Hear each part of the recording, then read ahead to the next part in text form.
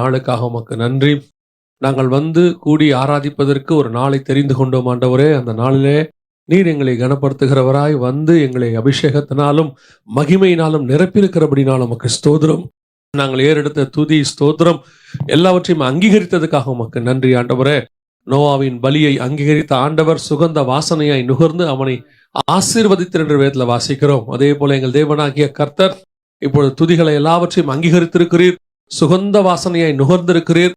பாலகர் வாயிலே துதியை கேட்டு தேவனாகிய கர்த்தர் அதற்கு பதில் கொடுக்கிறவராய் இருக்கிறீர். ஆண்டவரே, நீர் இந்த சந்ததியை, இந்த கூட்டத்தை ஆசீர்வதிக்கும்படி நாங்கள் ஜெபிக்கிறோம். இடைபடுவீராக, உடைய வார்த்தைகளை அனுப்புவீராக. அப்பா, மகிமை மூடட்டும். எங்கள் ஆண்டவர் இயேசு கிறிஸ்துவின் நாமத்தில் ஒப்பு கொடுத்து ஜெபிக்கிறோம் ஜீவன் உள்ள நல்ல பிதாவே. ஆதியாகமத்தின் புஸ்தகம் 2ஆம் அதிகாரம் 15வது வசனத்தை வாசிங்கள் பார்ப்போம். தேவனாகிய கர்த்தர் மனுஷனை ஏதேன் தோட்டத்தில் அழைத்து கொண்டு வந்து அதை பண்படுத்தவும் காக்கவும் வைத்தார். நாம் அறிந்திருக்கிறபடி தோட்டம், ஏதேன் தோட்டம் என்பது நம்முடைய சபைக்கு, குடும்பத்திற்கு பல வகையில அது ஓமையாக, உருவகமாக இருக்கிறது. நாம எப்படி ஆண்டவர் முதல்ல ஒரு குடும்பத்தை உண்டாக்கி அந்த குடும்பத்தை கொண்டு வந்து ஒரு தோட்டத்தை கையிலே கொடுத்து அந்த தோட்டத்தை காக்கக்கூடிய, பண்படுத்தக்கூடியதான 2 முக்கியமான பொறுப்புகளை ஆண்டவர் கொடுத்தார் என்று சொல்லி பார்க்கிறோம். பொதுவாக ஆண்டவர் நம்ம அத்தனை பேருக்குமே அப்படி ஒரு ப்ராஜெக்டை கொடுத்துருக்கிறார், ஒரு மிக முக்கியமான காரியத்தை கொடுத்துருக்கிறார். என்ன அப்படின்னா, இப்போ பர்டிகுலராக நம்ம எல்லாருக்குமே ஒரு குடும்பத்தை கொடுத்துருக்கிறார். அதோடு கூட ஊழியம் என்று சொல்லக்கூடியதான ஒரு சபையையும் கொடுத்திருக்கிறார். இது 2த்துக்குமான பொருத்தமான ஒரு வசனம். நம் கையில் கொடுக்கப்பட்ட பொறுப்பு, ஆண்டவர் நம்மோடு கூட செய்யக்கூடியதான மிக முக்கியமான நமக்கு கொடுக்கப்பட்ட பொறுப்புகளில் ஒன்று நம்முடைய குடும்பத்தை காப்பாற்றுவது, நமக்கு கொடுக்கப்பட்டதான ஊழியத்தை நிறைவேற்றுவது. இது 2ஐயும் செய்வதற்கு பொதுவாக நாம என்ன செய்யறோம்னா, ஆவிக்குரியவர்களா இருக்கிறோம். ஆவிக்குரியவர்கள் பெரும்பாலும் குடும்பத்தை பத்திரமா வச்சுக்கணும் அப்படின்னு நினைப்போம். ஒரு சிலர் ஊழியத்தில் இருக்கிறவர்கள் ஊழியத்தை நல்லா செய்யணும் அப்படின்னு சொல்லி அவங்க நினைப்பாங்க. சரி, எதுவாக இருந்தாலும் சரி, உங்க குடும்பமோ ஊழியமோ, அதுல உங்களுக்கு 2 முக்கியமான காரியம் கொடுக்கப்பட்டிருக்கிறது. என்ன அப்படின்னு எடுத்தீங்கன்னா, 1 பண்படுத்தவும், 2வது காக்கவும் வைத்தார் அப்படின்னு இருக்கிறது. அதாவது அதுல வேலை செய்யறதுக்கும் அதை காப்பாற்றுவதற்கு காக்கவும் வைத்தார். பண்படுத்தவுங்கிறதுக்கு என்ன அப்படின்னு கேட்டீங்கன்னா, அதுல உள்ளதான சில வேலைகள் இருக்கிறது. அந்த வேலைகளை செய்யவும் அதே நேரத்துல அதை காப்பாற்றவும் 2 முக்கியமான பொறுப்புகளை கர்த்தர் கொடுத்திருக்கிறார். இப்போ நாம அதை ஊழியத்துக்காக வைத்துக் கொள்ளலாம். உங்களுக்கு கொடுக்கப்பட்ட ஊழியமாக இருந்தால், நீங்கள் ஊழியக்காரராக இருந்தால் அதை ஊழியம் என்று வைத்துக் கொள்ளலாம். அல்லது எல்லாருக்குமே குடும்பம் கொடுக்கப்பட்டிருக்கிறது, குடும்பம் என்றால் குடும்பத்தை வைத்துக் கொள்ளலாம். அப்படி இருக்கும் பொழுது இந்த 2 காரியத்தையும் நாம் நிறைவேற்றுகிறோமா? ஒரு விஷயத்தை நாம் நன்றாய் புரிந்து கொள்ளணும். இந்த பூமியில நம்ம யாருமே ஆக்சிடென்டாக இல்லை. சரி, ஆண்டவர் ஏதோ நம்மலாம் வந்துட்டு நம்ம எப்படி பார்ப்போம் அப்படின்னு கேட்டீங்கன்னா, ஒன்று பாதியிலிருந்து பார்ப்போம், இல்லைன்னா கொஞ்சம் ஆவிக்குறவங்களா இருந்தா ஃப்ரண்ட்ல இருந்து பார்ப்போம். எப்படி அப்படின்னா, பாதியில இருந்துன்னா, நான் 18 வயசுல ரட்சிக்கப்பட்டேன், 20 வயசுல ரட்சிக்கப்பட்டேன், ஆண்டவரை ஏற்றுக்கொண்டேன் அப்படி சொல்லி பார்ப்போம். இல்லைன்னா இன்னும் கொஞ்சம் ஸ்பிரிச்சுவல் தாட் நம்மகிட்ட இருக்குன்னா, ஆதியில இருந்து பார்ப்போம். ஆரம்பத்துல ஆண்டவர் என்ன இதுக்காக தான் படைச்சாரு, தாயின் கருவில் இதுக்கு தான் உருவாக்குனாரு, ஆண்டவர் அப்படிதான் என்ன கொண்டு வந்திருக்கிறாரு அப்படின்னு சொல்லி பார்ப்போம். ஆனா தேவன் ஃபியூச்சர்ல இருந்து பார்ப்பார், நம்மள பின்னாடி இருந்து பார்ப்பாரு. ஏதாவது நமக்கு ஒன்று கர்த்தர் பரலோகத்தில் நியமித்து வைத்திருப்பார். அதை நியமிப்பதற்காகத்தான் ஆண்டவர், அந்த காரியத்துக்காகத்தான் நம்மளை கர்த்தர் பூமிக்கே கொண்டு வந்தார். இப்போ உதாரணமா நான் ஒரு எக்ஸாம்பிள் தான் சொல்றேன், இது இந்த செய்திக்கானதல்ல, ஆனா ஒரு உதாரணம். நம்ம என்ன நினைக்கிறோம், ஆபிரகாமை கர்த்தர் அழைத்து கொண்டு வந்து கானானிலே வைத்தார், அங்கே ஈசாக்கை கொண்டு வந்தார், அதன் மூலமாக அப்படின்னு நம்ம நினைக்கிறோம் இல்லையா? ஆனா பரலோகத்தோட வியூ என்ன அப்படின்னா, பரலோகத்துல ஒரு திட்டம் இருக்கிறது. அதாவது பரலோகத்தினுடைய மிக முக்கியமான திட்டம் அது. அதனுடைய விளைவாக ஆண்டவர் ஒரு கூட்டத்தை அங்கே கொண்டு வர வேண்டும் என்று விரும்புகிறார். உதாரணமா பிசாசும் அவன் கூட ஒரு பிசாசின் கூட்டமும் கீழே விழுந்து விடுகிறது. இப்போ அதுக்கு ஆல்டர்னேட்டா ஒன்று உருவாக்கணும். அதனுடைய மேப், பிளான் அப்படிதான் மனுஷனை படைக்கிறார். அந்த பிளான் மேப்ல இயேசு கிறிஸ்து வரணும், இயேசு கிறிஸ்து மூலமா ஒரு பரிசுத்த கூட்டம் பரலோகத்துக்கு வரணும். இது ஆரம்பத்துல பரலோகத்துல இருக்கு. அதன் அடிப்படையில் தான் ஆதாம் ஏவாளே படைக்கப்பட்டாங்க. அந்த இதுல தான் ஆபிரகாம் வர்றாரு, அதுலதான் ஈசாக்கு, அதுலதான் இயேசு கிறிஸ்து அப்படி வராங்க. ஸோ நாம பார்க்கும்போது ஒன்று ஆரம்பத்துல இருந்து பார்ப்போம், அல்லது நடுவுல இருந்து பார்ப்போம். ஆனா தேவன் ஃபியூச்சர்ல இருந்து பார்ப்பார். இதோட ஃபியூச்சர் அவருக்கு தெரியும், கடைசியில இருந்து அவர் பார்ப்பார். ஸோ அப்போ நமக்கும் அந்த பிளான் தெரியணும். ஆவிக்குரியவர்களுக்கு என்ன செய்யணும்?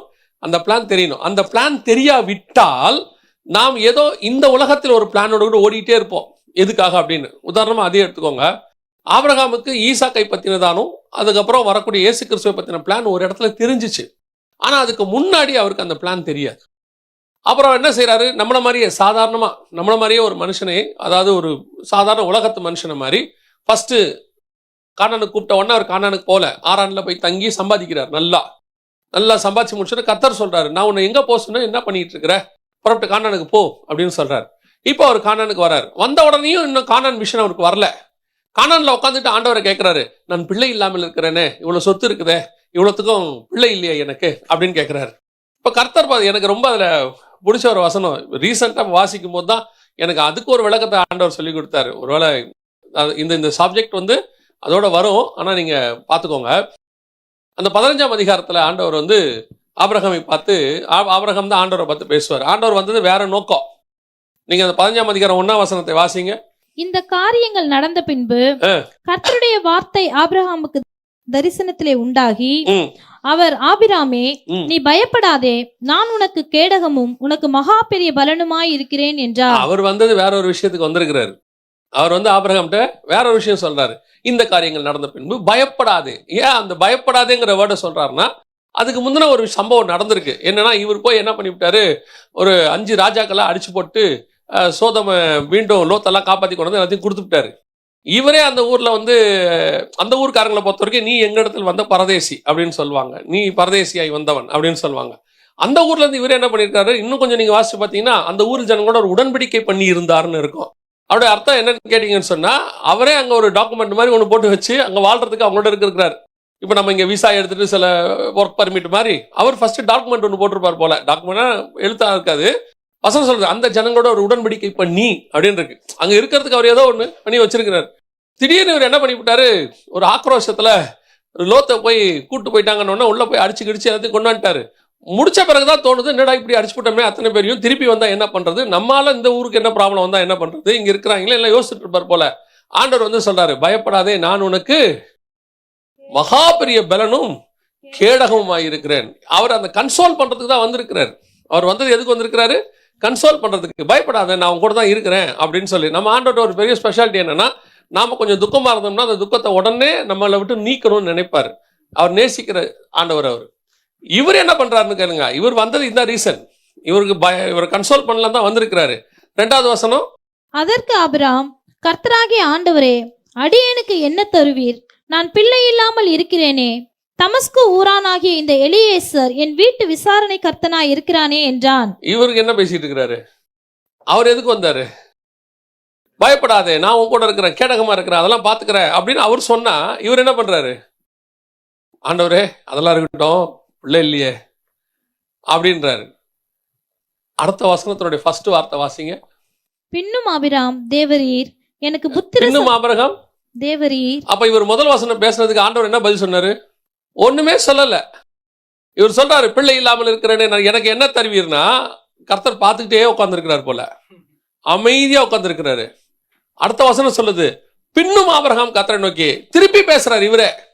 முதல்ல அவர் கேட்டதுக்கு ஒரு பதில் கொடுத்துருக்கணுமா இல்லையா, அந்த வசனத்துக்கு ஒரு பதில் கொடுக்கணும்ல. இவர் கேட்டதுக்கு, நான் பிள்ளை இல்லாமல் இருக்கிறேன்னு, எனக்கு என்ன தருவீர் அப்படின்னு உடனே இவர் அதுக்கப்புறம் சொல்ற விஷயத்த ஃபர்ஸ்டே சொல்லி இருந்திருக்கணும்ல. இவர் சொல்லவே இல்லை. பின்னும் ஆபிரகாம் கர்த்தரை நோக்கி அப்படின்னா என்ன அர்த்தம்னா, அவருக்கு அதுக்கு பதில் சொல்ற இன்ட்ரெஸ்டே இல்லை. அவரை பொறுத்த வரைக்கும், நான் வந்தது உன்னை பலப்படுத்த வந்தேன், நீ உன்னை கன்சோல் பண்றதுக்கு, எப்பா பயப்படாத, 5 பேரை அடிச்சுட்டு அதெல்லாம் பாத்துக்கலாம், கன்சோல் பண்ண வந்தா. இவர் வேற ஒண்ணு பேசிட்டு இருக்கிறார், சம்பந்தமே இல்லாம. பின்னும் ஆபிரகாம் கர்த்தரை நோக்கி அப்படின்னு இருக்கு. அப்படின்னா என்ன அர்த்தம்னா, ஆபிரகாமுக்கு காட்ஸ் பிளானே தெரியல. அவர் உட்காந்து வேற ஒண்ணு பேசிட்டு இருக்காரு, உட்காந்து அவர்கிட்ட எனக்கு பிள்ளை இல்ல, குழந்தை. இதேதான் ஆபிரகாமுக்கு 17ஆம் அதிகாரம் வரைக்கும் நடக்கும். 17ஆம் அதிகாரம் இப்படித்தான். அவர் மேல இருக்கிற ஸ்பிரிச்சுவல் பிளானே அவருக்கு தெரியாது, ஒரு இடத்தில் தெரிந்து கொள்ளுகிறார். அதுக்கப்புறம் தான் வசனம் சொல்லுது, எபிரேயர் 11 9 10 11 இருக்குது. 11ல ஆபிரகாம் ஈசாக்கு யாக்கோபு என்பவரோடு கூட கூடாரங்களில் குடியிருந்தான், ஏனெனில் தேவன் தாமே கட்டி உண்டாக்கின அஸ்திவாரம் உள்ள நகரங்களுக்கு அவன் காத்திருந்தான். அவனுக்கு காட்ஸ் பிளான் தெரிஞ்சிருச்சு. இதே ஆனா நம்ம கிட்ட இருக்க பிரச்சனை என்னன்னா, கடைசி வரைக்கும் அந்த பிளானே தெரியாது நமக்கு.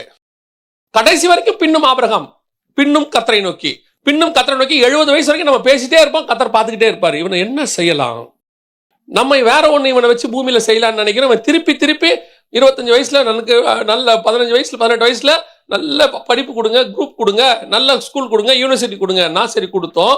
பின்னும் ஆபிரகாம் கர்த்தரை நோக்கி எனக்கு ஒரு நல்ல கல்யாணம் பண்ணி வைங்கன்னா சரி பண்ணி வச்சோம். பின்னும் ஆபிரகாம் கர்த்தரை நோக்கி எனக்கு இத்தனை வருஷம் ஆச்சு இன்னும் குழந்தை கொடுக்காம இருக்கு, சரி குழந்தைய கொடுத்தோம். பின்னும் ஆபிரகாம் கர்த்தரை நோக்கி என் பையனுக்கு ஒரு வீடு கட்டி வச்சுட்டு அவங்க நல்லபடியா வச்சுட்டுனா என்னைக்கு வேணாலும் நான் போவேன்.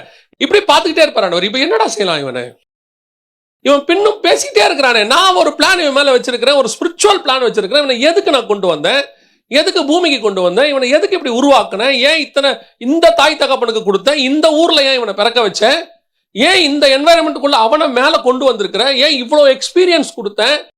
கர்த்தர் நம்மளை ஒவ்வொரு நாளும் நடத்தி கொண்டு வந்ததுக்கு பின்னால் காடுடைய மகா பெரிய பிளான் உண்டு. கொண்டு வந்த தோட்டத்துல வைக்கிறாருன்னா விளையாட்டா வைக்கலையே.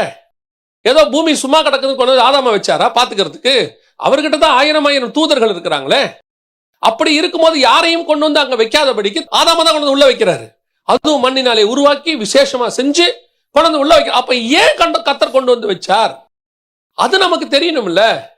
நம்ம சர்ச்சைக்கு ஏன் வரோம் அப்படின்றாலே ஒரே விஷயம்தான், கர்த்தர் மூலமாக ஆசீர்வாதத்தை பெற்றுக்கொள்வதற்கு, முடிவு பரியந்தம் நடத்துவதற்கு இல்லையா, கடைசி வரைக்கும். இப்ப நம்ம கடைசி ஜபம் எப்படி வரைக்கும் ஆயிடுச்சுன்னா சாவர வரைக்கும் நல்ல சாவு வரணும்.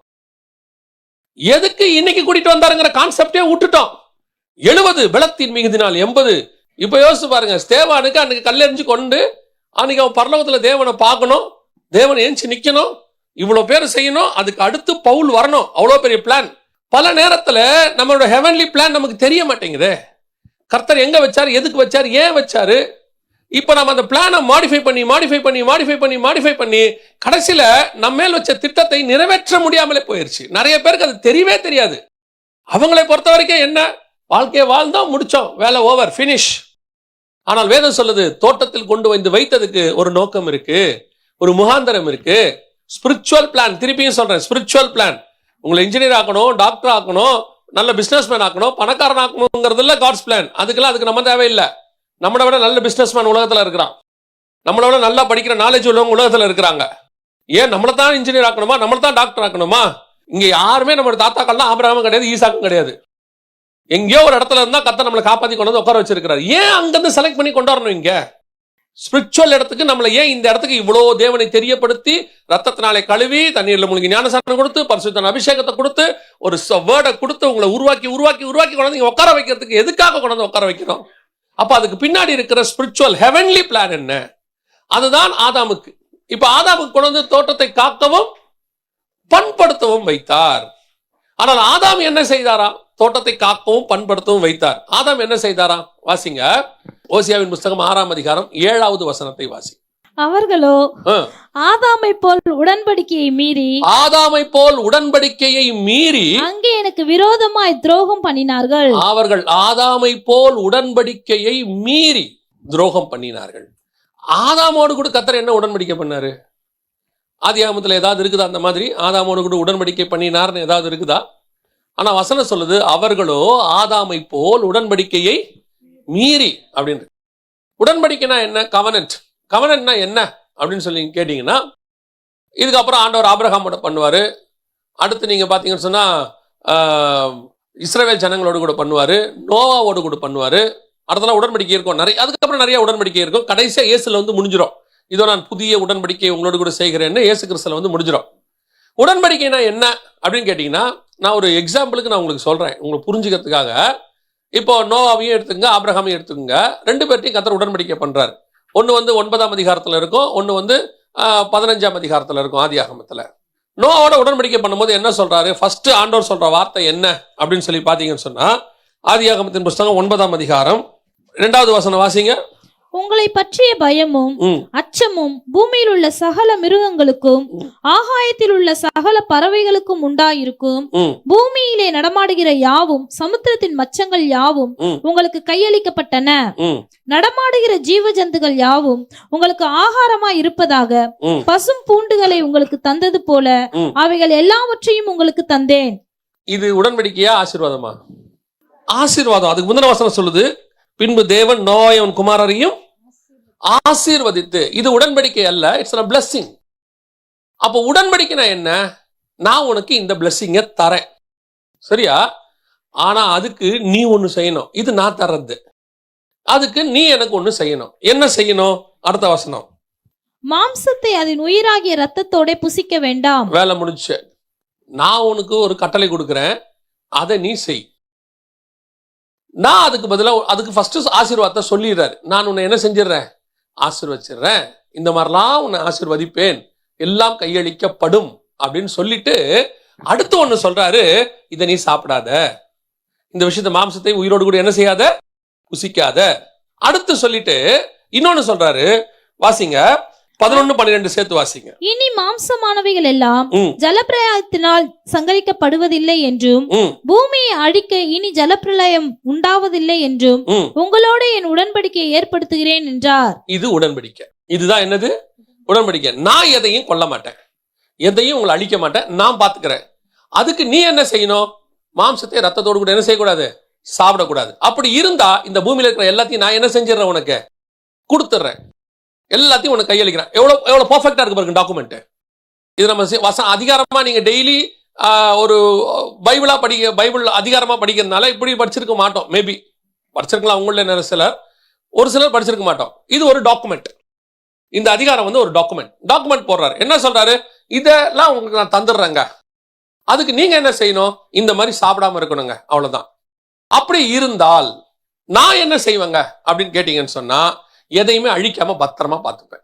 ஆசீர்வாதம் நீங்க பண்ண வேண்டிய உடன்படிக்கையில ஒரு பகுதி, நான் பண்ண வேண்டிய உடன்படிக்கையில ஒரு பகுதி. முடிச்சுட்டு கடைசியில என்ன பண்ணுவோம், நம்ம சைன் பண்ண முடியாது, கூட ஒருத்தரை சைன் பண்ண சொல்லுவோம். எதுக்கு, சாட்சிக்கு. அடுத்த வசனம் வாசிங்க.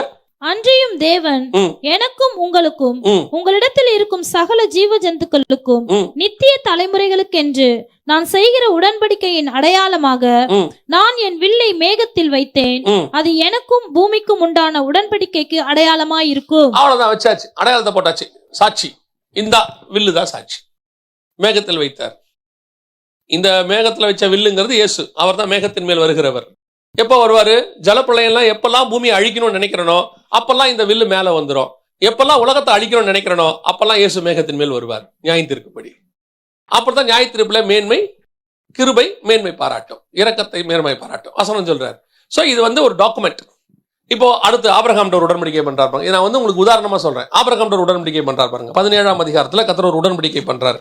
இப்போ கர்த்தர் சொல்றாரு 7வது வசனம், உனக்கும் உனக்கு பின்வரும் உன் சந்ததிக்கும் நான் தேவனாய் இருக்கும்படி எனக்கும் உனக்கும் உனக்கு பின் தலைமுறை தலைமுறையாக வரும் உன் சந்ததிக்கும் நடுவே என் உடன்படிக்கையை நித்திய உடன்படிக்கையாக ஸ்தாபிப்பேன். இப்ப உடன்படிக்கை பண்ண போறேன்ட்டார். உனக்கும் எனக்கும் யார் யாருக்கு நடுவுல செய்ய போறோம்.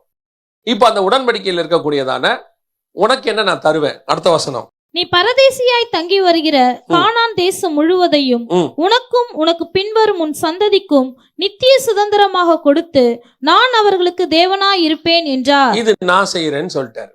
ஆனா இப்ப அவன் ஒண்ணு செய்யணும்ல உடன்படிக்கையில, அவன் என்ன செய்யணும். அடுத்த வசனம் சொல்றாரு, பின்னும் தேவன் ஆபிரகாமை நோக்கி, இப்பொழுது நீயும் உனக்கு பின் தலைமுறை தலைமுறையாக வரும் உன் சந்ததியும் என் உடன்படிக்கையை கை கொள்ளுங்கள். எனக்கும் உங்களுக்கும் உனக்கு பின்வரும் உன் சந்ததிக்கும் நடுவே உண்டாகிறதும் நீங்கள் கை கொள்ள வேண்டியதுமான என் உடன்படிக்கை என்னவென்றால், உங்களுக்குள் பிறக்கும் சகல ஆண் பிள்ளைகளும் விருத்த சேதனம் பண்ணப்பட வேண்டும். இதுதான் நீங்க பண்ண வேண்டியது. அப்ப நல்லா கவனிச்சு கொள்ளுங்க. இங்க அடையாளம் என்னன்னா ரத்தம். ஒவ்வொன்றுத்துக்கும் ஒரு டாக்குமெண்ட், பர்ஃபெக்ட் டாக்குமெண்ட். அது நான் என்ன செய்வேன், நீங்க என்ன செய்யணும், அதனால என்ன ஆசீர்வாதம் கிடைக்கும், அதுக்கு என்ன சாட்சி.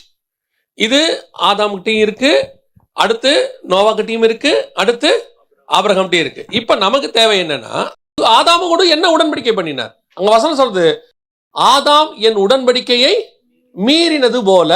இங்க வந்து அது கொடுக்கப்படல. இந்த மாதிரி ஒரு டாக்குமெண்டாக தெளிவாக அந்த நோவாகிட்டையும் ஆபிரகாம்கிட்டையும் சொன்ன மாதிரி ஆண்டவர் இங்க பேசல. நமக்கு இங்க தெரியல, நமக்கு படிக்கும் போது நமக்கு புரியல, அவ்வளவுதான் இருக்கு. நமக்கு படிக்கும் போது புரியல. இப்போ கர்த்தர் சொல்றாரு அவர் என்ன செய்ய போறாரு அப்படின்னு சொல்றாரு ஆதாமு கிட்ட. வாசிங்க 1ஆம் அதிகாரம் 28வது வசனத்தை வாசிங்க.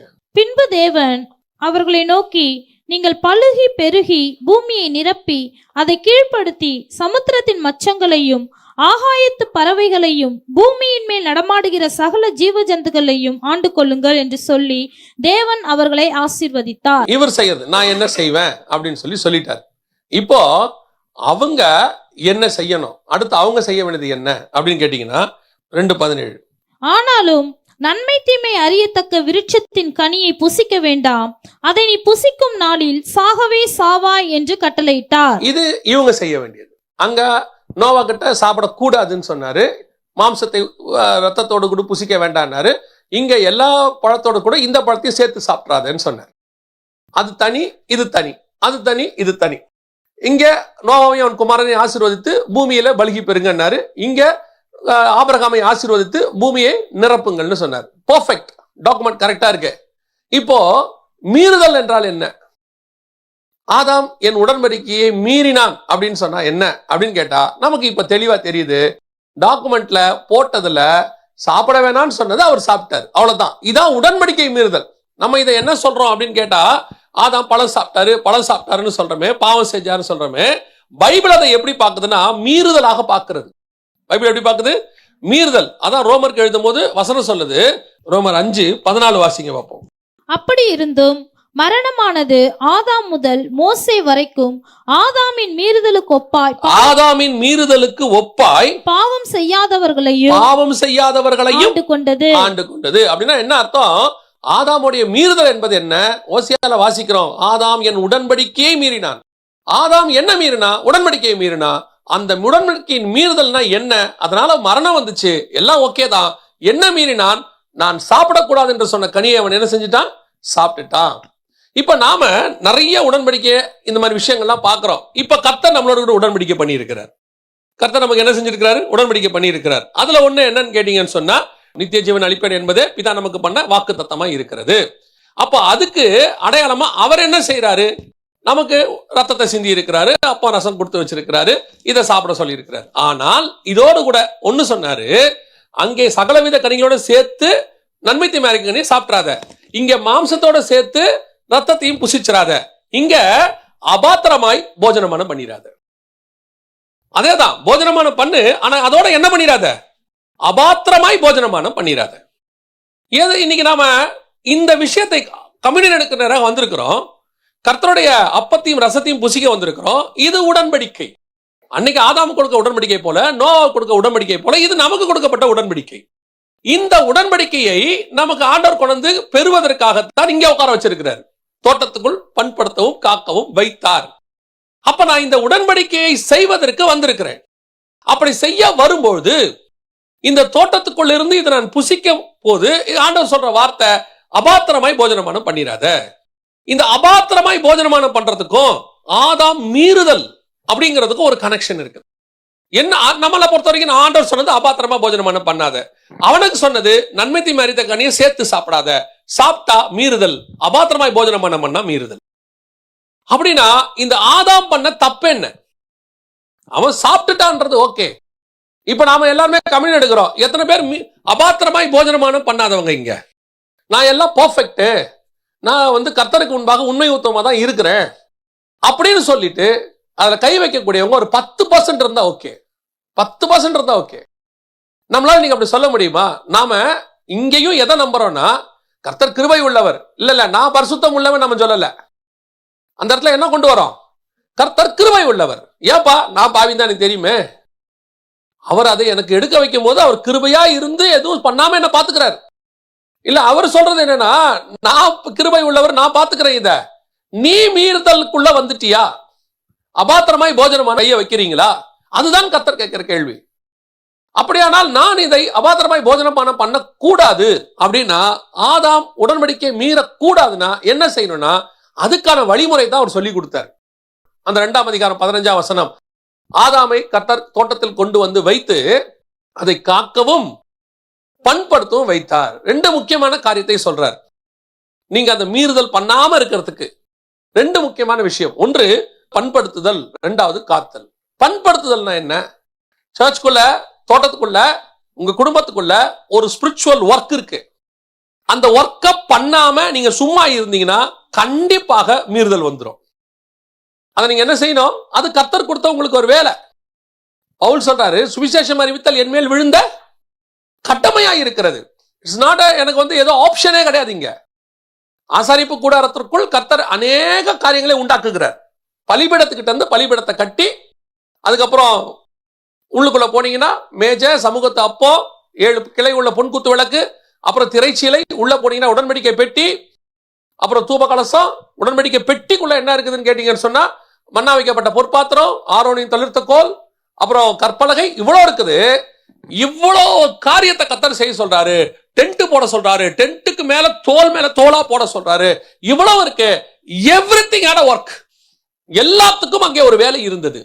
எல்லாத்துக்கும் உடன்படிக்கை பெட்டிக்குள்ள, அந்த உடன்படிக்கை கூடாரத்துக்குள்ள இருந்த, அந்த ஆசரிப்பு கூடாரத்துக்குள்ள இருந்த எல்லாத்துக்குள்ளேயும் என்ன இருந்துச்சு? ஒரு வேலை இருந்துச்சு. வேலை இல்லாம எதுவுமே இல்லை. இன்னும் சொல்ல போனா இந்த உடன்படிக்கை பெட்டி சுமக்கப்பட வேண்டும், தூக்கிட்டு போனோம். எல்லா இடத்துக்கும் கூட்டிட்டு போனான். கூடாரத்தை கழட்டி மாட்டி கூட்டிட்டு போனோம். போய் இன்னொரு இடத்துல டிஸ்மேண்டில் பண்ணி அந்த இடத்துல மேண்டல் பண்ணோம். திருப்பி எல்லாம் பண்ணணும். போற இடத்துக்குலாம் அது முன்னாடி போகணும். வேற போய் எல்லாத்தையும் சென்டர்ல போட்டு எல்லாத்தையும் அடிக்கணும். இவ்வளவு வேலை இருக்குது. ஆனா எந்த இடத்துல ஆண்டவர் பாருங்க, எப்பா நீ செய்யும் போது 2 கரண்டியா செஞ்சிரு. நீ செய்யும் போது ஒரு இந்த மீட்டர் துணியை கொஞ்சம் எக்ஸ்ட்ரா வாங்கி வச்சுக்கோ. ஏன் ஒரு இடத்துக்கு இன்னொரு இடத்த மாத்தும் போது கண்டிப்பா என்ன ஆகும்? இந்த லாஜிஸ்டிக் நீங்க சொல்றீங்கல்ல, ஒரு இடத்துல இன்னொரு இடத்துல போகும்போது நம்ம வாங்கும்போது கொஞ்சம் ஹார்ட் கோரா வாங்கணும்ன்றோம். கொஞ்சம் ஸ்ட்ராங்கா வாங்க. ஏங்க தூக்கிட்டு போறோம், பெட்டி தூக்கிட்டு வரோம், பெட்டி கொஞ்சம் ஸ்ட்ராங்கா எல்லாம் உடஞ்சிரும்ன்றோம். அப்படி இருக்கும்போது ஆண்டவர் எதையுமே எக்ஸ்ட்ரா செய்ய சொல்லல. ஆசாரிப்பு கூடாரத்துக்குள்ள எதையுமே செய்ய சொல்லல. எல்லாமே ஒண்ணுதான் இருந்துச்சு, யூனிக். அதோட அர்த்தம் என்ன? அந்த ஆசாரிப்பு கூடாரத்துக்குள்ள ஒண்ணு வந்துருச்சுன்னா எல்லாத்துக்கும் வேலை இருக்குதுன்னு அர்த்தம். என்ன வேலை இருக்குது? அந்த தோட்டத்தை பண்படுத்துகிற வேலை, மெயின்டெனன்ஸ் ஒர்க். அது உள்ள சில வேலை இருக்கும். உங்க அத்தனை பேருக்கும் ஸ்பிரிச்சுவலி ஒரு ஒர்க் இருக்கும். அதுக்கு அந்த ஸ்பிரிச்சுவல் ஒர்க்ல டிசிப்ளினையும் டிசைபிள்ஷிப்பையும் சொல்லி கொடுக்கறதா நீங்க சொல்ற வேலையெல்லாம். லீடர்ஷிப்பும் டிசைபிள்ஷிப்பும் தெரியாம எங்க வருவீங்க? 40 வருஷம் இஸ்ரவேல் ஜனங்களை நடத்தணும்னா 40 வருஷம் ஆடு மேய்க்கணும். ஆடு மேய்க்கணும் அப்படிங்கிறது நம்மளை பொறுத்த வரைக்கும் லோவான வேலை. நீ உலக பிரகாரமா நாம நினைக்கிறத சொல்ற. பையன் இன்ஜினியரா இருக்கிறான், பையன் ஆடு மேய்க்கிறான். எதை நீங்க சொல்லுவீங்க? உங்களுக்கு எது பெருமையா இருக்கும்? வேர்ல்டியா கேட்கிறேன். பையன் அமெரிக்கால இன்ஜினியரா இருக்கிறது நல்லா இருக்கும். ஊர்ல மதுரைக்கு பக்கத்துல, ஸ்ரீலங்கால மட்டக்களப்புக்கு பக்கத்துல ஆடு மேய்ச்சிருக்கிறான்றது சொல்றது உங்களுக்கு கரெக்டா இருக்குமா? மனசு கொஞ்சம் கஷ்டமா தானே இருக்கு. ஆனா ஒரு நாட்டுக்கே ராஜாவா மாற போறாரு மோசே. 5 லட்சம் புருஷருக்கு மேல நடத்தணும். அவர் தான் இன்னைக்கு கிங்கு, அன்னைக்கு கணக்குக்கு. ஆனா லீடர்ஷிப் வரணும்னா அதுக்கு முன்னாடி ஆடு மேய்க்கணும். ஆடு மேய்க்கிறத கேவலம் நினைச்சா கிங்கமா மாற முடியாது. அப்ப இந்த டிசைபிள்ஷிப், இது டிசைபிள்ஷிப்பும் லீடர்ஷிப்பும் படிச்சா தான் வரும். அப்ப சபைக்குள்ள இதெல்லாம் இருக்கு. இது அல்ல கர்த்தர் சொன்னது. இதுக்கு அல்ல பண்படுத்துதல் என்பது. நீங்க இதையே மினிஸ்ட்ரியா மாத்திட்டீங்க. இது மினிஸ்ட்ரிக்கான ஆயத்தம் இல்ல. உங்களை சர்ச்ல கிளீன் பண்ண சொல்றாங்க, இல்ல போய் ஒரு டிராக்ஸ் கொடுக்க சொல்றாங்க, இல்ல ரோட்ல நின்று பேச சொல்றாங்கன்றது மினிஸ்ட்ரிக்கான ஆயத்தம் தானே ஒழிய அதெல்லாம் மினிஸ்ட்ரி. உங்க மேல ஒரு மினிஸ்ட்ரி இருக்கும். சர்ச்சுக்குள்ள உங்களை கொண்டு கர்த்தர் செய்யறது இருக்கும். நீங்கள் சபையை இன்னைக்கு எப்படி கொண்டாந்துட்டீங்க? தோட்டத்துக்குள்ள எதுக்கு வந்திருக்கிறீங்க? வந்தது எதுக்குன்னு ஆரம்பத்தில் சொன்ன மாதிரி தான்.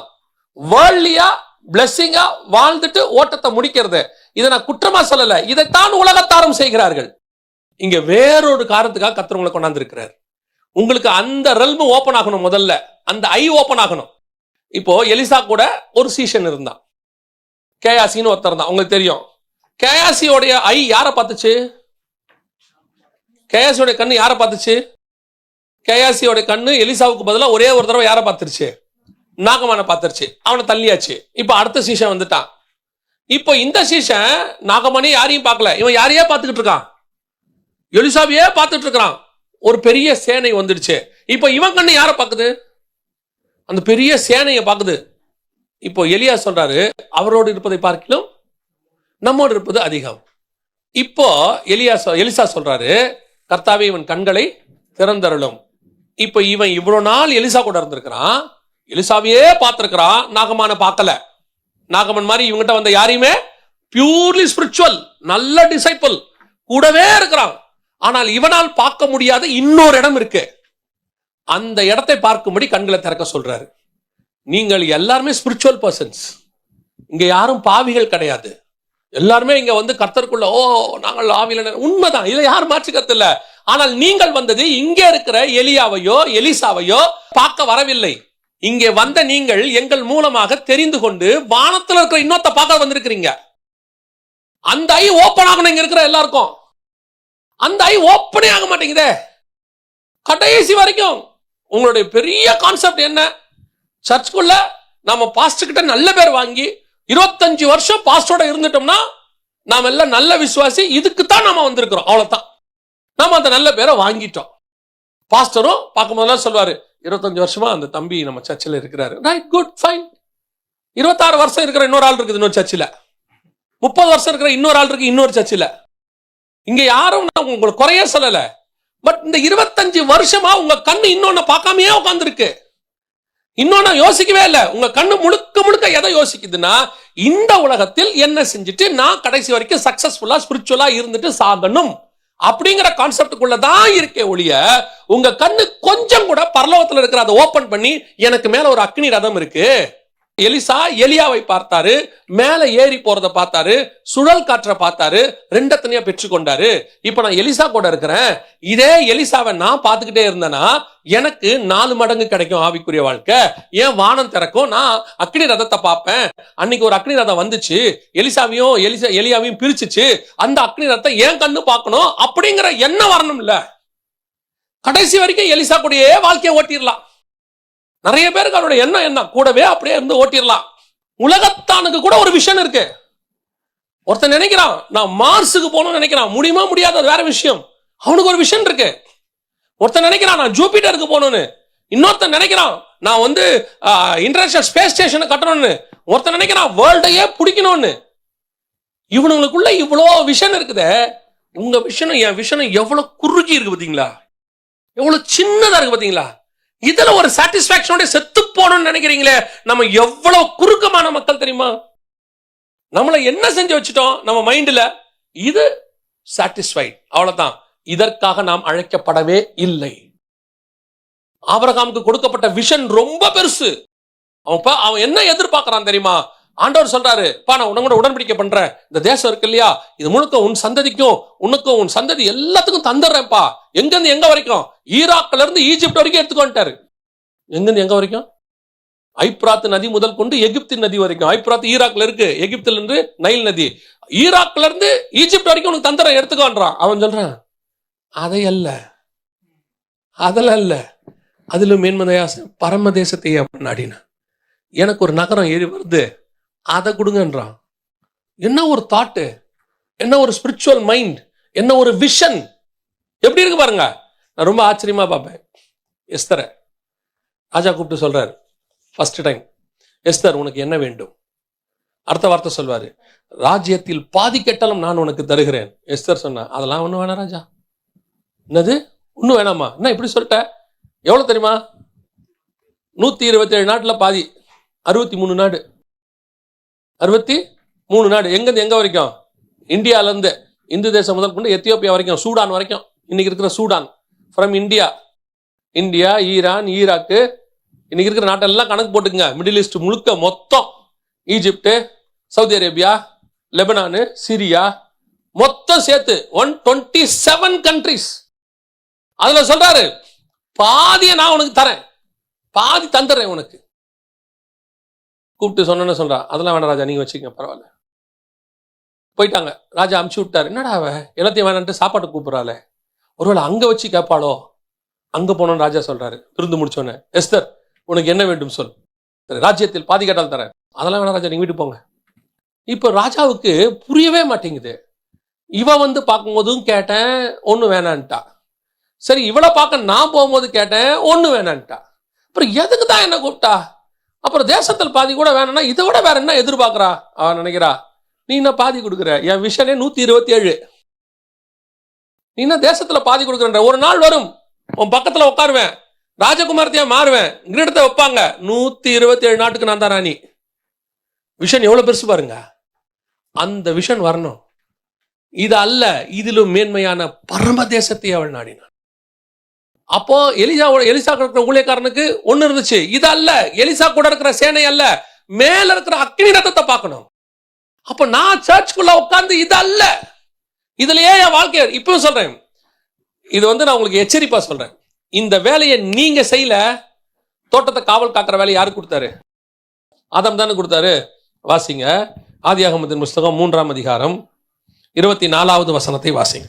அவர் மனுஷனை துரத்திவிட்டு ஜீவ விருட்சத்துக்கு போம் வழியை காவல் செய்ய ஏதேன் தோட்டத்துக்கு கிழக்கே கேருபீன்களையும் வீசிக்கொண்டிருக்கிற சுடரொளி பட்டயத்தையும் வைத்தார்.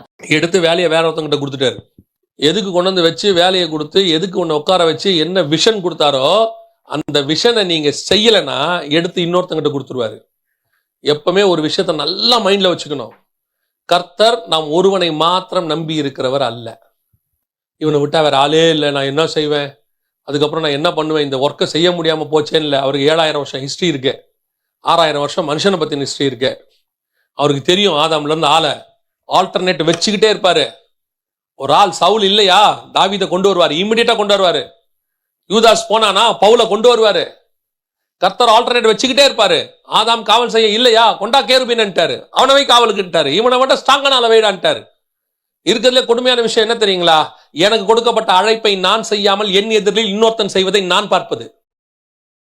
பயங்கர கொடுமை தெரியுமா உங்களுக்கு. எனக்கு ஒரு அழைப்பை கொடுத்து அந்த அழைப்பை நான் என் மீறுதல்ல இழந்துட்ட பிறகு அதே அழைப்பை எதிரில் ஒருத்தன் செய்யறத கர்த்தர் வேணுன்ட்டா எதிரில் இருக்கிறவன் செய்ய வைப்பாரு, கூட இருக்கிறவனை செய்ய வைப்பாரு, அவனை செய்ய வச்சு நம்ம கிட்ட உணர்த்துவாரு, அவன் செய்யறான் பாரும்பாரு. அந்த மாதிரி ஒரு பெயின் இருக்கு பாருங்க, ஸ்பிரிச்சுவல் பெயின். உலகத்துல வேற ஒண்ணு கிடையாது. கர்த்தர் உங்ககிட்ட ஒண்ணு சொன்னா நீ செய்யணும், அது உனக்கு கொடுக்கப்பட்டது, நீ தான் செய்யணும். காரணம், இந்த நீங்க செய்யும் பொழுது அதோட ரிசல்ட் பலன் பரலோகத்தில் இருக்கிறது. கானானுக்கு ஆபிரகாம் போனதனுடைய பலன் எங்க இருக்குன்னா பரலோகத்தில் இருக்கு. பரமதேசத்தையே நாடினா அங்க வந்துருது, அது ஹெவன்லி பிளான்ல வந்துடுது. அப்ப நான் இங்க எனக்கு கொடுக்கப்பட்ட பொறுப்பை செய்யறேனா, பண்படுத்துறேனா, பத்திரமா செய்யறேனா. இவன் காவல் காக்கல, சரி பண்படுத்தல, ஓகே ரைட் விட்டாச்சு, பண்படுத்தல, ஒர்க் பார்க்கல. ரெண்டாவது காவல் செய்யவும், ஒழுங்கா காவல் காத்தானா, ஒழுங்கா காவல் காத்தாங்களா ரெண்டு பேரும்? ஏன்னா இது ரெண்டு பேருக்கு சேர்ந்து கொடுக்கப்பட்டது. ஆசீர்வாதம் சொல்லும் போது 1:28 சொல்லும் போது அவங்க அவர்களை நோக்கி, அப்படித்தானே இருக்குது வசனம். 1:28 ஆதியாகமத்தை வாசிக்கும் போது வசனம் என்ன சொல்லுது, பின்பு தேவன் அவர்களை நோக்கி, யாரை நோக்கி, அவர்கள்னா அப்ப ஏவாள் இருந்தாங்களா? ஏவாள 2ஆம் அதிகாரத்துல தானே படைச்சாரு. அப்ப எங்க யாரு இல்ல, ஏவாள் இல்ல. ஆனா விஷன்ல யார் இருக்கா, ஏவாளும் இருக்கிறாங்க. ஏன்னா மல்கியா 2:15 சொல்லுது, அவர் ஒருவனை அல்லவா படைத்தார், அவருக்குள்ள ஆவி பரிபூர்ணமாய் இருந்தது, பின்ன ஏன் ஒருவனை படைத்தார், தேவ பக்தி உள்ள சந்ததியை பெரும்படிதானே. ஒருத்தனை தான் படைச்சாரு, ஆனா அவருக்குள்ள இருக்கிற விஷன்ல யார் இருந்தது, ஏவாளும் இருந்தாங்க. அப்ப இந்த ஆசீர்வாதம் யாருக்கும் சேர்ந்தது, ஏவாளுக்கும் சேர்ந்தது. அப்ப உடன்படிக்கை யாருக்கு சேர்ந்தது, ஏவாளுக்கு சேர்ந்தது. அப்ப கட்டளை யாருக்கும் சேர்ந்தது, ஏவாளுக்கும் சேர்ந்தது. அப்ப ஒரு தோட்டத்தை காவல் காக்கிற பொறுப்பு 2 பேர்கிட்ட இருக்கு. வாசிங்க, ஆதாமும் ஏவாளும் ஒழுங்கா காவல் காக்கல அப்படிங்கிறதற்கான அடையாளம் என்ன? 3ஆம் அதிகாரம் 1ஆம் வசனம் வாசி. தேவனாகிய கர்த்தர் உண்டாக்கின சகல காட்டு ஜீவன்களை பார்க்கிலும் சர்ப்பமானது தந்திரமுள்ளதா இருந்தது. எந்த ஜீவனை பார்க்கிலும்? காட்டு ஜீவனை பார்க்கிலும். தோட்டத்துக்கு வெளியே இருக்கிறதுக்கு பேர் தான் காடு. தேவனாகிய கர்த்தர் மிருகத்தை உண்டாக்கும் போது எப்படி உண்டாக்குனாரு? ஆதியாகமம் 1:24 வாசிங்க. பின்பு தேவன் பூமியானது ஜாதி ஜாதியான ஜீவ ஜந்துகளாகிய நாட்டு மிருகங்களையும் ஊரும் பிராணிகளையும் காட்டு மிருகங்களையும், காட்டு மிருகங்கள், நாட்டு மிருகம் காட்டு மிருகம் ரெண்டையும் டிஃபரன்ஸ் பண்ணி தான் உருவாக்கி இருக்கிறார். உருவாக்கிட்டு தான் இவன்ட்ட சொல்றாரு, தோட்டத்துக்குள்ள வந்து வச்சுட்டு சொல்றாரு, தோட்டத்தை பத்திரமா காவல் பண்ணு. என்ன காவல் பண்ணணும்? நாட்டு மிருகம், உள்ள மிருகம் இருக்குது தோட்டத்துக்குள்ள, அதே வெளியும் மிருகம் இருக்கு, எதுவும் வெளியிருந்து உள்ள வராம பாத்துக்க. காட்டு மிருகம் உள்ள வராம என்ன செய்ய பாத்துக்க. 2 பேரும் அதை பாத்துக்கணும். இப்ப எங்க பிரச்சனை வந்துச்சு தெரியுமா? காட்டு மிருகத்தை உள்ள விட்டுட்டாங்க தோட்டத்துக்குள்ள. அந்த வசனத்திலே அடுத்து சொல்லுது, சர்ப்பமானது ஸ்திரியை நோக்கி. அப்போ சர்ப்பம் எங்க வந்துருச்சு? ஒண்ணு பண்படுத்தல, இன்னொன்னு ஒழுங்கா காவல் செய்யல. கொடுக்கப்பட்ட ஒண்ணு ஃபர்ஸ்ட் வேலையே செய்யல, இன்னொன்னு கொடுக்கப்பட்ட வேலையை ஒழுங்கா செய்யல. இன்னைக்கு செய்யறோமா? கொடுக்கப்பட்ட வேலை ஒழுங்கா செய்யப்படுதா? உங்ககிட்ட கொடுக்கப்பட்ட பொறுப்பு இருக்குதே, அது ஏதோ ஆக்சிடென்டாலவோ அது சும்மாவோ இல்ல பாஸ்டர் பாத்துக்க சொல்லியோ கொடுக்கல. நான் சொல்றது எல்லாத்துக்கும். இப்ப திடீர்னு பாஸ்டர் உங்களை கீபோர்டு வாசிங்கன்னு சொல்றாங்க. இப்ப கீபோர்டு வாசிக்கிறவங்கள நான் சொல்லல, நான் சொல்றது ஒரு உதாரணம். கீபோர்டு வாசிங்கன்றாங்க இல்லையா, ஒரு மேலே ஏறி பாட சொல்றாங்க இல்லையா, உங்களை ஒரு நாள் சர்ச்சை பார்த்துக்கோங்கன்னு சொல்றாங்க, இல்ல ஒரு நாள் செய்தி கொடுங்கன்னு சொல்றாங்க, இல்ல ஒரு சண்டே கிளாஸ் எடுங்கன்றாங்க. இது பொறுப்பு. இதை செய்யும் போது ஒழுங்கா செய்யணும். ஏதோ எனக்கு கொடுத்தாங்க, ஒரு நாள் தானே கொடுத்தாங்க, நாம ஏதோ அதை வந்துட்டு நேரா இந்த சர்ச்சில் வரும்போது இன்னைக்கு இருக்கிற சபைகளில் இருக்க ஒரு பெரிய பிரச்சனை. ஒரு 30 வருஷத்துக்கு முன்னாடி உள்ள சர்ச்சில் 25 வருஷத்துக்கு முன்னாடி ஒரு பொறுப்பை கொடுத்தா, இப்போ எங்ககிட்ட கொடுத்தாங்க, ஓப்பனர் மினிஸ்ட்ரி கொடுப்பாங்க, நாங்கள் ரோட்டில் போய் மைக்கில் பேசுவோம். நான் சொல்றது இந்தியாவில் தெருவில் போய் சண்டேஸில் பேசுவோம். 3 மணிலேருந்து 6 மணி வரைக்கும் ஒவ்வொரு ஸ்பாட்டான்னு இன்னும் பேசுவோம். பேசி 10 நிமிஷம் பேசுவோம். பேசும் பொழுது அந்த பொறுப்பை ஒரு நாள் சொல்லுவாங்க, இன்னைக்கு நீங்க ஒரு ஸ்பாட்ல பேசுங்க தம்பி அப்படிம்பாங்க. கர்த்தர் அறிவார், அந்த ஒரு ஸ்பாட்டுக்கு பேசுறதுக்கு காலையிலேருந்து ஜெபம் பண்ணுவோம். ஏன்னா சான்ஸ் கிடைச்சிருக்கு, வாய்ப்பு கிடைச்சிருக்கு, விட்டுறக்கூடாது. நான் காலேஜ் ஃபர்ஸ்ட் இயர் இருக்கும் போது ஆண்டவர் ஏற்றுக்கொண்டேன். அப்போதான் எனக்கு 2 வருஷத்துல எங்க சர்ச்சில் வந்து ஓப்பனர் மினிஸ்ட்ரி பேச சொல்றாங்க. அது வரைக்கும் கூட போவோம் வருவோம், ட்ராக்ஸ் மட்டும் கொடுப்போம் ரோட்ல நின்று. ஒரு நாள் சொன்னாங்க பேசுங்க தம்பின்னு. அடுத்த சண்டே நீங்க பேசுங்க தம்பின்னு சொல்லிட்டாங்க. திங்கக்கிழமையிலேருந்து வெள்ளிக்கிழமை வரைக்கும் காலேஜில் லஞ்ச் ஹவர்ஸ்ல டெய்லி ஜெபம் பண்ணியிருக்கிறேன். ஆண்டவர் எத்தனை நிமிஷம்? 10 நிமிஷம் தான் ஜெபம் பண்ணியிருக்கிறேன். ஆண்டவருக்கு தெரியும் அங்க ஒரு முட்செடி இருக்குது, ஒரு ஒரு இடத்துல எங்க காலேஜுக்குள்ள இருக்கும். போய் அங்க உட்காந்து அங்க வந்து ஒரு டவலை விரிச்சு உட்காந்து டெய்லி ஜெபம் பண்ணுவேன். ஆண்டவரே அந்த 10 நிமிஷத்துல கொஞ்சம் பேர் ரட்சிக்கப்படணும். அந்த 10 நிமிஷம் ரோட்ல போற வரவங்க தான், யாரும் நின்று கேட்க மாட்டாங்க. ரோட்ல போற வரவங்க தான். நான் மட்டும் இல்ல, எங்க சபையில இருந்த எல்லாரும் அப்படித்தான். நானும் பெருமையா சொல்றேன், நினைச்சிடாதீங்க. அத்தனை பேரும் அப்படித்தான். அன்னைக்கு இருந்த எல்லா சபையில உள்ள ஆவிக்குரியவர்கள் அப்படித்தான் இருந்தார்கள். ஒரு சண்டே கிளாஸ் மினிஸ்ட்ரிக்கு முந்தின நாள் ஃபாஸ்டிங் இருப்பாங்க பிள்ளைகளுக்காக. இப்ப சண்டே கிளாஸ் மினிஸ்ட்ரி ஜாலியா நோவா கதை தானே பாத்துக்கலாம். இல்ல, உங்ககிட்ட கொடுக்கிற பொறுப்பு என்னன்னு கேட்டா, அந்த பிள்ளைகளை பாதுகாக்கிறது மட்டுமில்ல, உனக்கு கொடுக்க போற அடுத்த பொறுப்புக்கான எக்ஸாமினேஷன். கர்த்தர் பரலோகம் உன்னை நம்புதுங்கிறதுக்கான எக்ஸாமினேஷன். இதுல ஒழுங்கா பண்ணதான் அடுத்த பொறுப்பு. கொஞ்சத்தில் உண்மையா இருந்தால் அநேகத்தின் மேல் அதிபதியாய் வைப்பார். எனக்கு கொடுக்கப்பட்ட பொறுப்பு சின்னதுன்னு நினைக்காதீங்க, சின்னது மட்டும் நினைக்காதீங்க. சர்ச்சில் என்ன செய்ய சொல்றாங்கன்ட்டு. எனக்கு கொடுக்கப்பட்ட பொறுப்புல நான் கொஞ்சத்துல உண்மையா இருந்தா போதும், என்னுடைய ஹெவன்லி விஷன் ஓபன் ஆயிடும். அதான் எனக்கு செலக்ஷன். இப்ப ஆண்டவர் சொன்னாரு, அந்த பாத்துக்கப்பா, இந்த தோட்டத்தை பாத்துக்க. திடீர்னு பாம்பை உள்ள விட்டாங்க. வசனம் சொல்லுது, பாம்பு உள்ள வந்த உடனே ஸ்திரீயானவள் வஞ்சிக்கப்பட்டாள். அப்படிதானே இருக்குது? அப்படிதானே இருக்கு. வாசிங்க 1 தீமோத்தேயு 2:14 வாசிங்க. ஆதாம் வஞ்சிக்கப்படவில்லை, ஸ்திரீயானவளே வஞ்சிக்கப்பட்டு மீறுதலுக்கு உட்பட்டாள். 2 பேரும் தானங்க சாப்பிட்டாங்க. அதென்ன ஒருத்தன் வஞ்சிக்கப்படவில்லை ஒருத்தி வஞ்சிக்கப்பட்டாள்னு இருக்கு? 2 பேரும் தானே பழம் சாப்பிட்டாங்க. ஆனால் இங்கே சொல்லும் பொழுது ஆதாம் மீறினான், ஆதாம் மீறினான், ஸ்திரீ வஞ்சிக்கப்பட்டாள். டிஃபரன்ஸா வேர்டு மாத்தி யூஸ் பண்றார் ஆண்டவர். 2 பேரும் வஞ்சிக்கப்பட்டார்கள் சொல்லல, 2 பேரும் மீறினார்கள் சொல்லல. ஆதாம் உடன்படிக்கையை மீறினான். வசனம் தெளிவா இருக்கு தீமோத்தேயுல. ஆதாம் வஞ்சிக்கப்படவில்லை, ஸ்திரீயானவளே வஞ்சிக்கப்பட்டாள். மீறுதல் வேறு, வஞ்சித்தல் என்பது வேறு. வஞ்சித்தல்னா ஏமாற்றப்படுதல். அவள் ஏமாற்றப்பட்டால், இவன் மீறினான். ஏமாற்றப்பட்டால்னா என்ன அர்த்தம்னா, தெரியாம கூட ஏமாற முடியும். ஆனா மீறுதல்னா தெரிஞ்சு செய்வது. எனக்கு ஒரு வேலை கொடுக்கப்பட்டது, அந்த வேலையில் நான் என்ன செஞ்சிட்டேன்? மீறுதல். உடன்படிக்கையை நான் மீறிட்டேன். சாப்பிடாதன்னு சொன்னதை நான் சாப்பிட்டுட்டேன். ஆனா ஸ்திரீயானவள் என்ன செய்யப்பட்டாலாம்? வஞ்சிக்கப்பட்டானா. ஏவாள் எப்படி வஞ்சிக்கப்பட்டா? வாசிங்க 2 கொரிந்தியர் 11:3-4 வாசிங்க. ஆகிலும் சர்ப்பமானது தன்னுடைய தந்திரத்தினாலே ஏவாளை வஞ்சித்தது போல, சர்ப்பமானது தன்னுடைய தந்திரத்தினாலே ஏவாளை வஞ்சித்தது போல, உங்கள் மனதும் கிறிஸ்துவை பற்றிய உண்மை நின்று விலகும்படி கெடுக்கப்படுவோம் என்று பயந்திருக்கிறேன். அப்ப பவுல் எதை கனெக்ட் பண்றாருன்னா, எப்படி சர்ப்பம் வந்து இந்த இடத்துல ஏவாளை வந்து பழம் சாப்பிடுன்னு சொல்லி வஞ்சித்ததை எதுக்கு ஈக்குவலா கொண்டாரு? ஒரு உபதேசம் எப்படி சபைக்குள் வந்து சபையில ஏமாற்றுகிறது, அதே மாதிரி நீங்கள் ஏமாறுவீர்களோ என்று ஸ்திரீயானவளை சர்ப்பம் வஞ்சித்தது போல உங்கள் இருதயம் கிறிஸ்துவை பற்றிய உண்மை நின்று விலகும்படி கெடுக்கப்படுமோ என்று பயந்திருக்கிறேன். அப்ப என்ன அர்த்தம்? சர்ப்பம் வந்து சாப்பிடுன்னு சொன்னது ஒரு உபதேசம். சாப்பிடுன்னு சொன்னது உபதேசம். என்ன உபதேசம்? ஏமாற்றுகிற உபதேசம். எது ஏமாற்றுகிற உபதேசம்? அவர் சொல்றாரு சாப்பிட்டா சாவேன்னு, இவன் சொல்றான் நீ சாப்பிட்டா சாவ மாட்டேன்னு. அவ்வளவுதான். அப்படியே ஆப்போசிட்டா சபை, உங்களுக்கு ஒரு நல்ல சபையில் இருக்கிறீங்க, நல்ல வசனம் கொடுக்குறாங்க, உங்களுக்கு கொடுக்கப்படுது. இன்னைக்கு சர்ப்பம் தோட்டத்துக்குள்ள நுழையிற மாதிரி இன்னைக்கு உங்க வீடுகளுக்குள்ளே கள்ள உபதேசமும் தேவனுடைய விரோதமான உபதேசமும் ஏடாகூடமான உபதேசமும் சபைக்குள்ளே வருகிறது, உங்களுக்குள்ளே வருகிறது. அன்னைக்கு ஒரு பெரிய பிளஸ் பாயிண்ட் எங்க காலத்துல என்னன்னு கேட்டீங்கன்னா, சர்ச்சை விட்டாச்சுன்னா கள்ளோபதேசம் எங்களுக்கு வரணும்னா கள்ளோபதேசக்காரன் வீட்டுக்கு வரணும். அதான் 2 ஆப்ஷன். இப்போ அப்படி இல்லை. இன்னைக்கு கள்ளோபதேசக்காரன் உங்களுக்குள்ள வர்றதுக்கு 100 வழி இருக்கு. ஃபேஸ்புக் வழியா வரான், வாட்ஸ்அப் வழியா வரான், நேரா வராங்க. அதுவும் நீங்க வெளிநாட்டுல இருக்கிறீங்களா, சொல்லவே வேண்டாம். பக்க வழியா விசிட்டிங் பாஸ்டர்ஸ்னு கொஞ்சம் பேர் இருக்கிறாங்க. உங்களுக்கு என்ன, வரவங்க வந்து எப்படின்னு சொன்னா என்ன இருக்காங்கன்னு ஒண்ணுமே தெரியாது. உங்களை பொறுத்த வரைக்கும் நீ சாகவே சாக மாட்டாய்னா சூப்பர், தேவர்களை போல இருப்பாய், அவ்வளவுதான்.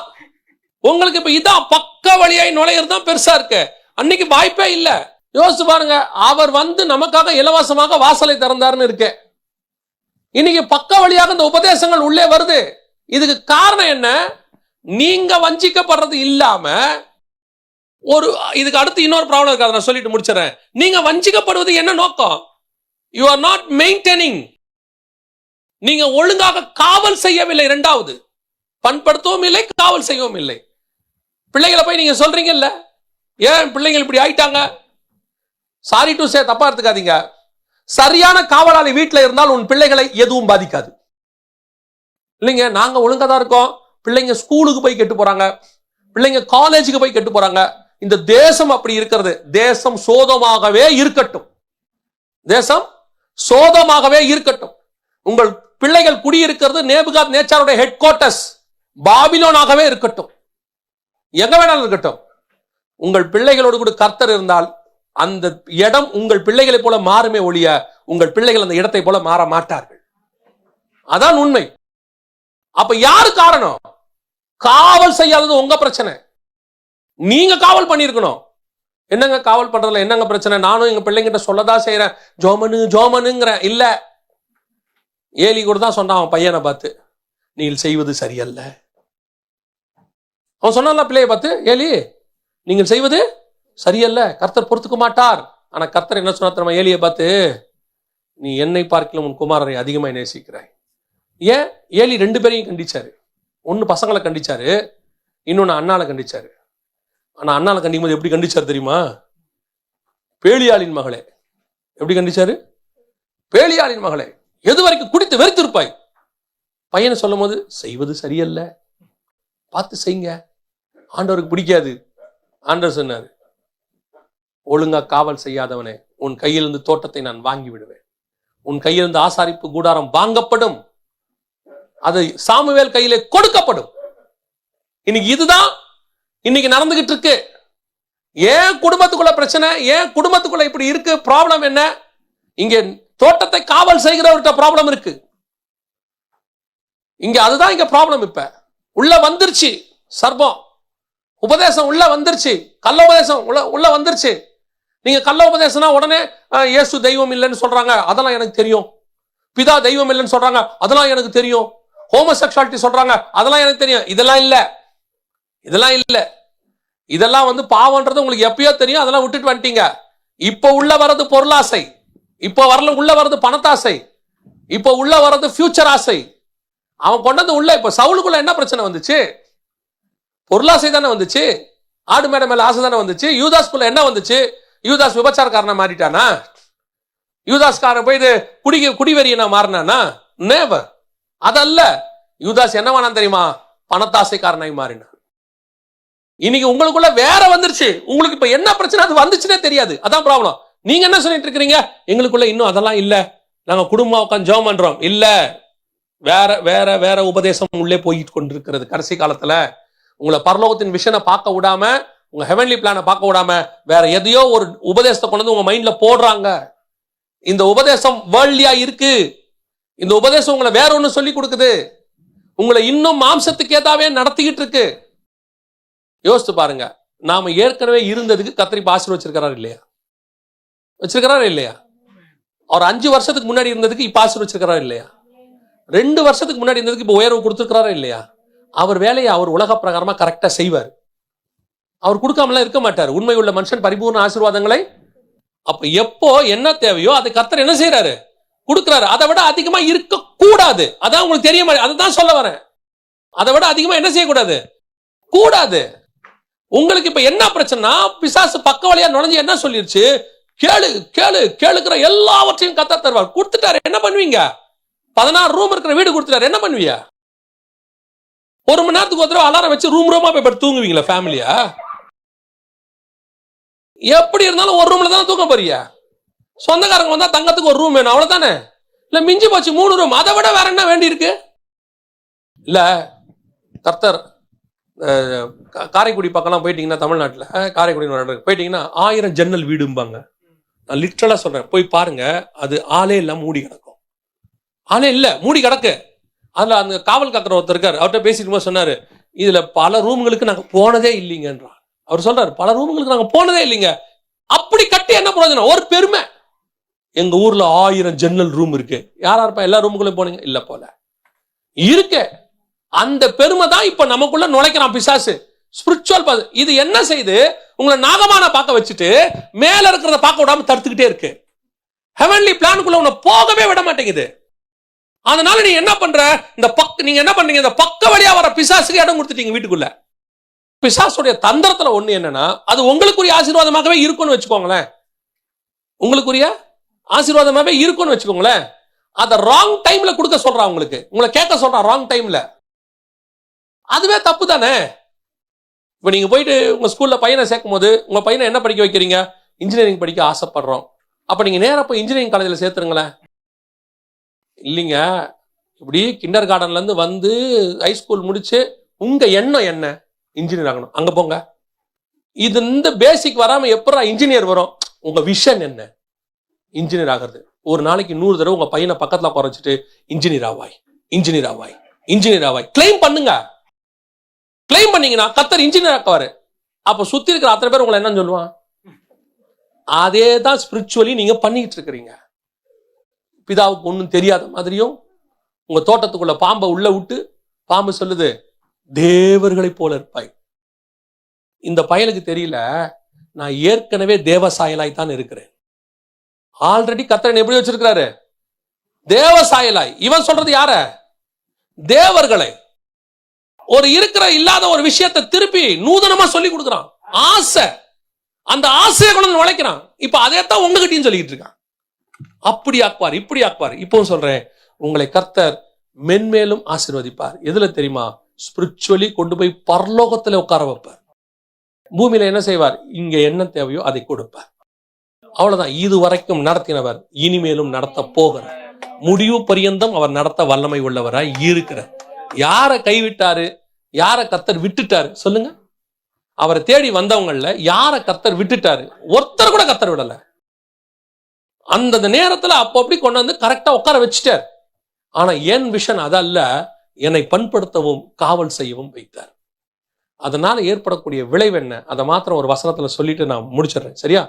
இப்படி நீங்க விட்டுட்டீங்கன்னா அதனால ஏற்படக்கூடியதான பலன் என்ன? அவனுடைய விஷனை கொண்டு வந்து நுழைச்சிட்டானா நீங்க அதை கொஞ்சம் அக்செப்ட் மட்டும் பண்ணிட்டீங்கன்னா போதும். அவனுக்கு வேண்டியது அவள்தான் அக்செப்டன்ஸ். அக்செப்ட் பண்ணிட்டீங்கன்னா அதனால வரக்கூடிய விளைவு என்ன? வாசிங்க.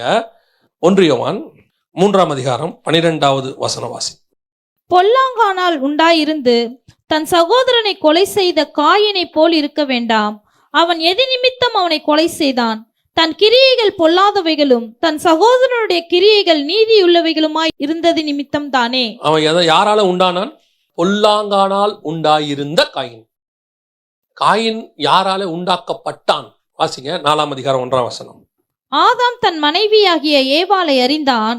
அவள் கர்ப்பவதியாகி காயினை பெற்று கர்த்தரால் ஒரு மனுஷனை பெற்றேன் என்றாள். கன்ஃபார்மா ஆதாமுக்கும் ஏவாளுக்கும் தான் காயின் பிறந்தான். அது வசனம் தெளிவா இருக்கு. ஆனா யோவான்ல சொல்லும் போது, ஸ்பிரிச்சுவலா சொல்லும் பொழுது, பொல்லாங்கானால் உண்டாயிருந்த காயினை போல. அர்த்தம் என்ன?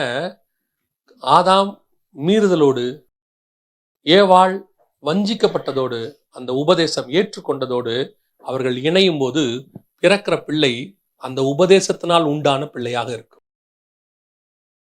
அந்த பிள்ளை எப்படி இருக்கும்? உபதேசத்தினால் உண்டான பிள்ளையாக இருக்கும். அதான் முதற் பேரான பிள்ளை அப்படி ஆயிடுச்சு. இப்போ அதுவே மரியாள் கர்த்தருடைய வார்த்தையை ஏற்றுக்கொண்ட போது, கீழ்ப்படிந்து ஏற்றுக்கொண்ட போது, பரிசுத்த ஆவியினால் உண்டான முதல் பேரானவர் மீட்கக்கூடியவராக இருந்தார். இப்ப அந்த வசனத்தை நம்ம ஏற்றுக்கொள்றதுலதான் பிறக்கிறது காயினா, பிறக்கிறது இயேசுவான்னு இருக்கு. ஏவாள் அந்த வார்த்தையை, பிசாசின் வார்த்தையை ஏற்றுக்கொண்ட போது அவள் ஆதாமால் உண்டாயிருந்தாள். ஆனால் பிறந்தது பிசாசினால் உண்டாயிருந்துச்சு. அப்ப நீங்க வஞ்சிக்கப்படுற உபதேசத்தையும் மீறுதலையும் வச்சுக்கிட்டு ஸ்பிரிச்சுவல் பர்சனா 2 பேர் சர்ச்சில் தான் கல்யாணம் பண்ணோம், பாஸ்டர் தான் கல்யாணம் பண்ணி வச்சாரு, எனக்கு பொண்ணு பார்த்தது ஒரு பாஸ்டர் தான், மாப்பிள்ளைய பார்த்தது ஒரு பாஸ்டர் தான், பியூர் ஸ்பிரிச்சுவல், நிறைய ஊழியக்காரங்க வந்தாங்க, பிறக்கிறது காயினா இருக்கு, என்ன பண்ணலாம்? 10 வருஷம் கழிச்சு சொல்றாங்க, என்னன்னே தெரியல, என் பிள்ளை இப்படி இருக்கு. பண்ணி வச்சவங்க மேல பிரச்சனை இல்ல, உண்டாக்குன தேவன்கிட்ட பிரச்சனை இல்ல, ஆதாம் ஏவாள்கிட்ட கொடுத்த தோட்டத்தில் பிரச்சனை இல்ல, நீ ஏற்றுக்கொண்ட உபதேசத்தில் தான் பிரச்சனை இருக்கிறது. எது உனக்குள்ள இருக்கிறதோ அதுதான் பிள்ளையாய் கர்ப்பம் தெரிக்கிறது. உங்க பிள்ளைகளுக்குள்ள ஏன் அப்படிப்பட்ட காரியங்கள் வருது? ஏன் அப்படிப்பட்ட சுபாவங்கள் வருது? மீறுதல், வஞ்சித்தல் ரெண்டும் சேர்ந்து ஒரு குழந்தையை பெற்றெடுக்குது. அதுதான் இன்னைக்கு சந்ததிகளாக மாறுகிறது. திருப்பியும் ஆண்டவர் உங்களை ஆசீர்வதிக்கவே விரும்புகிறார். திருப்பியும் சொல்றேன், தேவன் உங்களை தண்டிக்க விரும்பவில்லை. அவர் நியாய தீர்ப்பில் கூட இரக்கத்தை கொண்டு வருகிற தேவன்.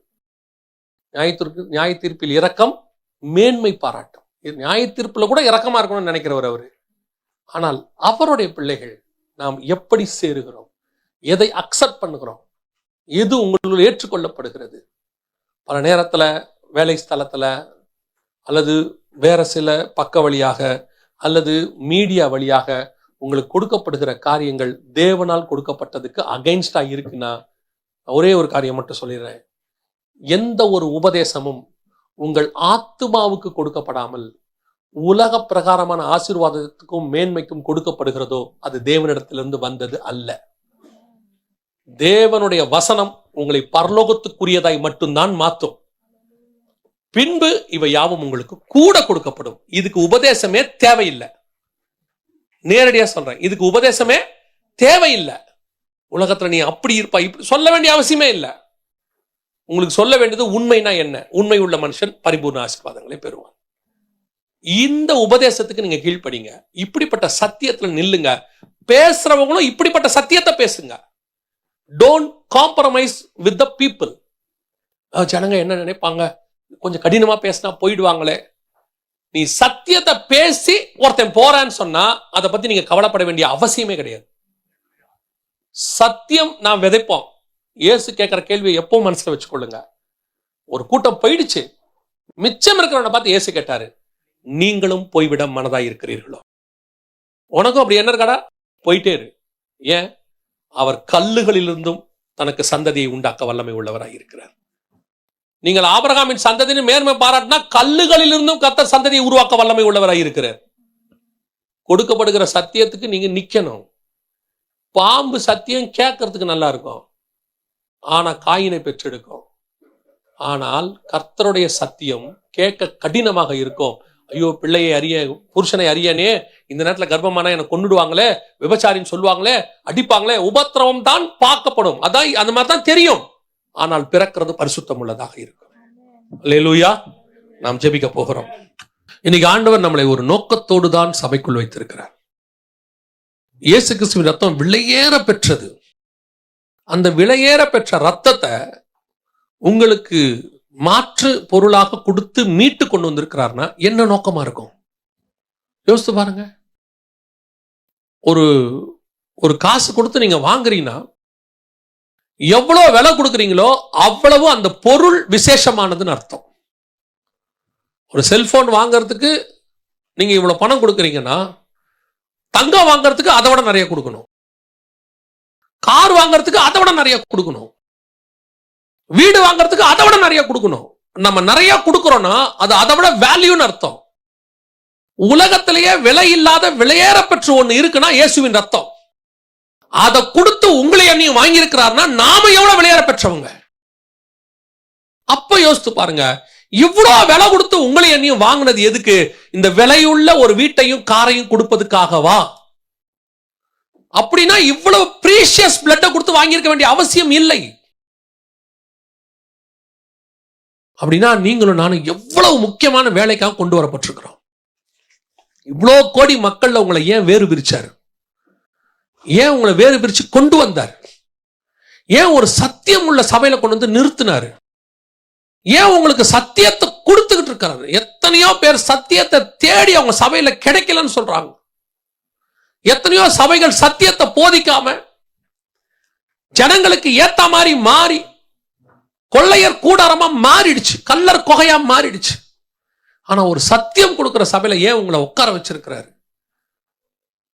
உலகத்தான் பெற்றுக்கொள்கிற அதே ஆசீர்வாதத்துக்குன்னு நீங்க நினைச்சீங்கன்னா உங்களை போல பரிதவிக்கப்பட்டவர்கள் வேற யாருமே கிடையாது. இம்மைக்காக மாத்திரம் நாம் கிறிஸ்துவை பின்பற்றுகிறவர்களாய் இருந்தால் நம்மை போல பரிதவிக்கப்பட்டவர்கள் ஒருவரும் இல்லை என்று வேதம் சொல்லுது. என்னை ஏதோ ஒரு பெரிய பிளானுக்காக தான் உள்ள கூட்டிட்டு வந்திருக்கிறாரு. உங்களுக்கு அந்த ஸ்பிரிச்சுவல் ரெல்ம் ஓபன் ஆகணும். நீங்க எலிசா கூட இருக்கலாம், நீங்க ஒரு வைராக்கியமா கூட இருக்கலாம், பிரதிஷ்டையா கூட இருக்கலாம். ஆனா மேல இருக்கிற வானம் ஓபன் ஆகாம, அக்னிடத்தை பார்க்காம, உன் ஊழியத்தினுடைய விஷன் தெரியாம நீ இருந்து பிரயோஜனம் இல்லை.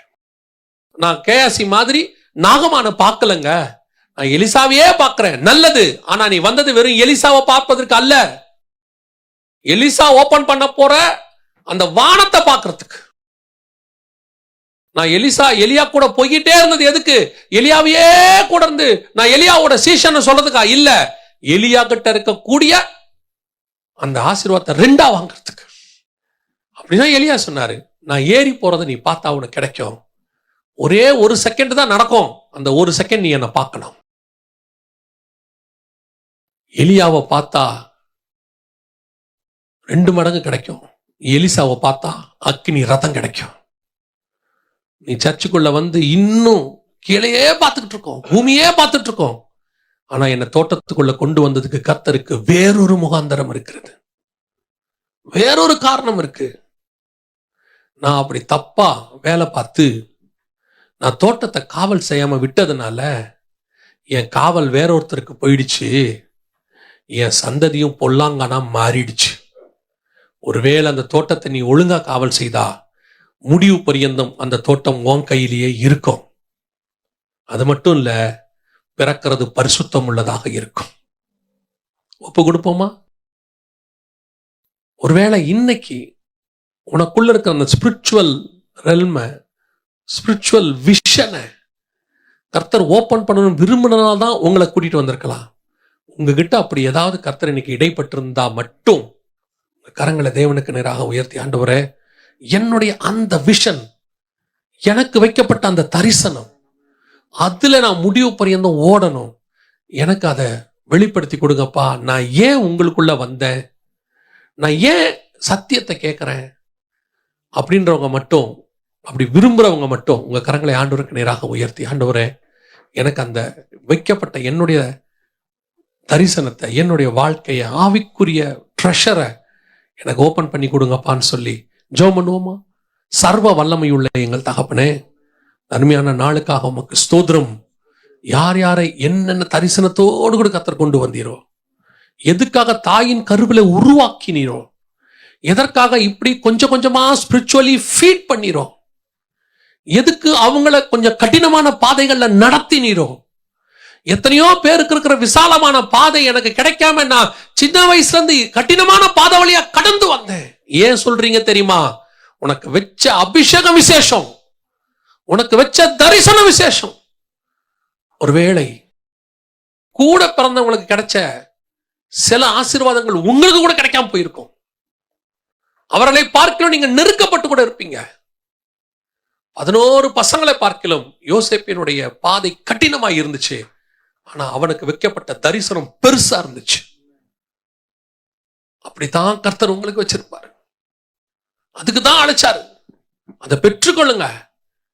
கடைசி வரைக்கும் தெரியாமே போகிறத விட,